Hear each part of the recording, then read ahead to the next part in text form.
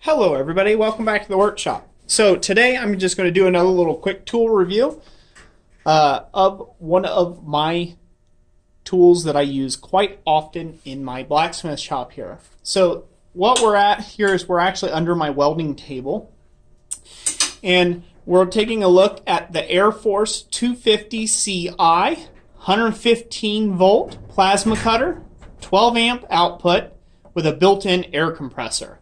Now, this says that the max cut is at 3 inches a minute on 1/4 inch steel. Now, I do find that to be a bit false. That's a little ambitious. With a really good transmit torch, you can probably do that and accomplish that, but you have to have good tungsten, and you've got to have a good cup and the whole bit on the thing. Almost everything brand new. It could probably come close to that 3 inches a minute. 1/4 inch thick steel. I have found that, however, that this really likes to work about 1/8 inch thick material. And if you look down here, they put a little fine print here. Is the rated cut is 1/8 inch steel at 10 inches a minute that it can do, and it's really fine print. You can't even see it from the camera here. You can see how small that is instead of the regular thing. But the whole thing is very portable. The whole thing's a very simple outfit. You can just plug it into any wall outlet and run it, as long as you've got a 20 amp service, is what I would say. You want at least that. It will run at the 12 amp mark, so if you have a 15 amp circuit breaker, it will run, but as it heats up, once again, this number here is a little fictitious in my opinion. I had a 15 amp breaker originally in the shop, and it would kick it from time to time after a good long heavy run cycle of using this thing. So they do have a duty cycle on them. I have found that I can run this thing straight out for roughly 20 to 30 minutes at a time before it ends up overheating, or the temp overheating. It does have an automatic temp sensor where it'll quit. It will protect the unit itself till it cools down, and then you can go back to cutting. And then you can cut in 5 to 10 minute spurts after it is done that heated once, or go take a lunch break and go do something else. So this is a fairly light duty machine. Now, this one doesn't break the bank as much, and that's why I bought it. I was trying to get as many tools as I could with a certain budget. I had about $5,000 to spend, and with that $5,000, I needed to get a new welder. I needed to get a bandsaw. I needed to get a whole bunch of other type of equipment, including a buffer that was about $1,200 of that and stuff. So I had to pick and choose wisely on what I could get. I was trying to get the max value out of the system that I could. But all in all, this little machine here has made me a lot of money in my shop. So it is definitely worth the investment if you're willing to take and move up to something.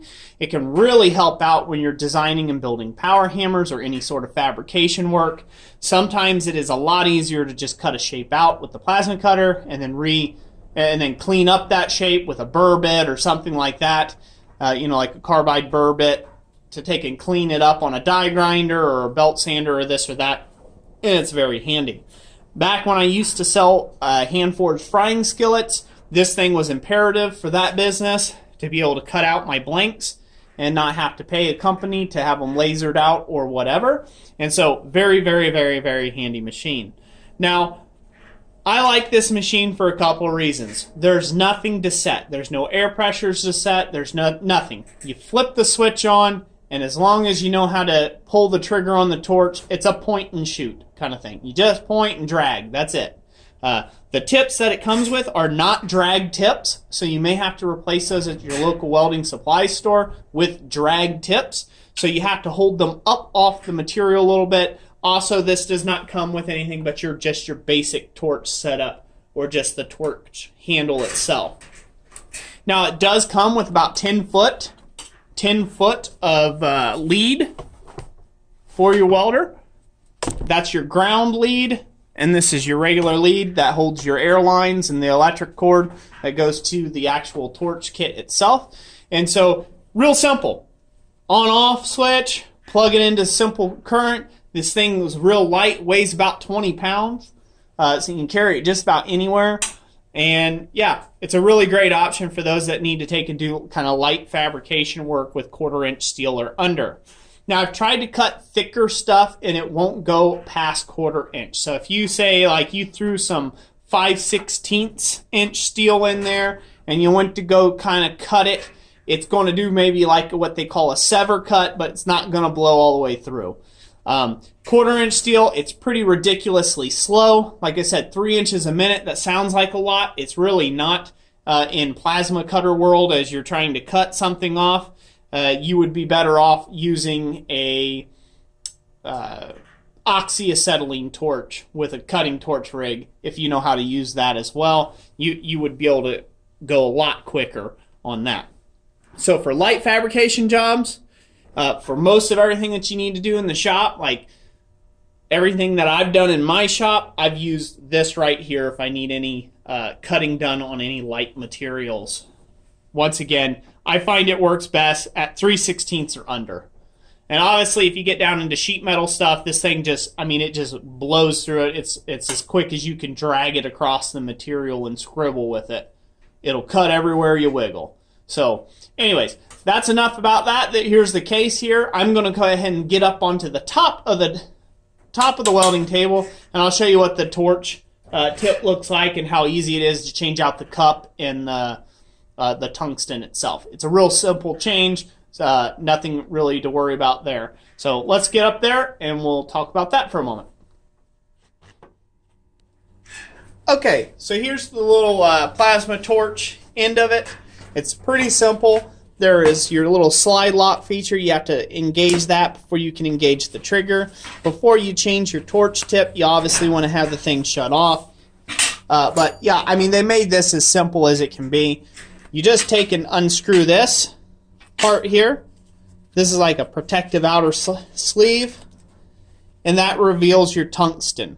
Now your tungsten will have a little bit of an O-ring. These can get, you can replace these as well. This little O-ring here, this gasket, it's what allows the gases to flow around the torch tip. And then this is just as simple as unscrewing. If this is hot after a lot of running, you may want to watch it. But there you go. You don't have to have any heavy torch. You don't have to have any heavy wrenches on this. You don't have to put it on with a wrench or anything like that. But that's what it looks like. Just take that off. You put that back on. Just simply finger tighten it. You're good to go there. Now the cup, I mentioned the cup. The cup is actually the little copper bit that you see there. This is called the cup. And these have to be replaced from time to time. Like I said, they get ate out and things like that, or get all crudted up with junk, and you just have to replace them. I usually replace the cup at the same time I do the tip. Now that may be excessive, but the way I buy them in packs of stuff, so I just do it all at the same time. It's not a really big deal. Once again, I'm making money at this, so at doing blacksmithing, so it just pays for itself. It's just a necessary cost to keep me running efficiently. Obviously, if you're just doing this as a home hobby and you're looking for another tool to add to it, you could probably replace the cup maybe every 3 tungsten changes. And yeah, and just save a little extra coin that way.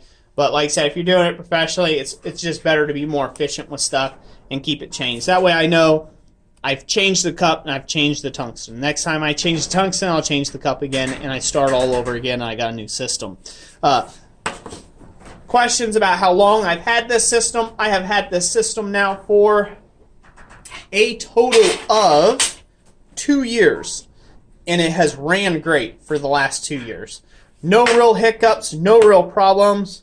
The only thing that you'll have problems with is if you don't replace your tungsten enough. It'll get real sporadic. It won't hold a really tight arc and won't cut very good at all. So you have to make sure that you replace that on the regular. I believe they have a recommended of so many linear inches, and I want to believe, if I remember correctly, it was like every 100 linear inches you're supposed to replace tungsten. I don't follow that. And like I said, I think that's what I read on the nomenclature in the book when I originally had the owner's manual. And I said, well, that seemed a bit excessive. And what I have found is, if you imagine stuff on a radius here, I would cut out 12-inch diameter discs. So I would cut out 12-inch diameter discs for my frying skillets, and I could cut approximately about 25 to 30 of those, which I know that's well over the 100 inches on one single thing before it got really, really cruddy to where it just wouldn't cut no more. So, like I said, they can last quite a long time. You don't have to believe everything you read in the books on them, but make your own decisions on that. I'll put links in the description where you can find this model of plasma cutter online. Of course, those links in the description, they are affiliate links, so I'm not sponsored by Hobart in any way to take and sell this, but if you go to those affiliate links, it also helps to support the channel if you are in the market for a plasma cutter. If you just want to research it and go buy it somewhere else or do whatever, totally do that. That's cool too. I'm just putting those as a resource for you. If you buy it through the link, it just supports the channel. So anytime anybody does that and they put affiliate links in the description or say the links for this is in the description, that's what that's all about. So that way we got 100% transparency here. So anyways, that's it for today. I hope you guys enjoyed this video. Let me know in the comment section if you did and what one of my tools you might like to see next. I plan on doing my Harbor Freight welder, or not Harbor Freight welder, but my Hobart welder in one of my next videos, and also my ball door buffer, and just kind of giving you guys my thoughts on that after I've used these things for the last couple years. And yeah, so let me know what you think. Give it a big thumbs up if you liked it. Give it a big thumbs down if you didn't, and that's okay too. And just let me know what you think, and we will talk to you on the next one. So thank you all for watching. God bless you.